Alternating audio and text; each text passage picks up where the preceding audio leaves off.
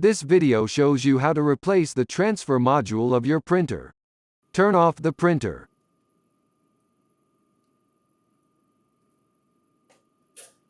Open the front door, and then turn off the power switch. Unlock, and then remove the waste toner bottle.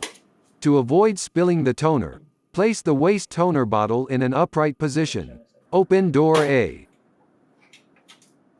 And then remove the used transfer module.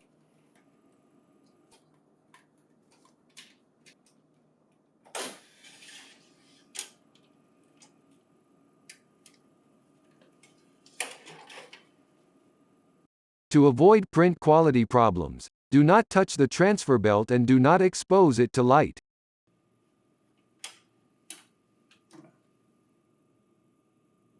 Insert, and then lock the new transfer module.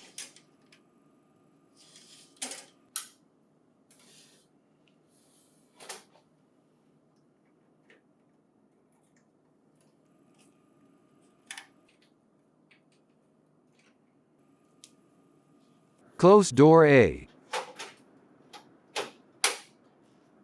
Insert the waste toner bottle and then lock it in place.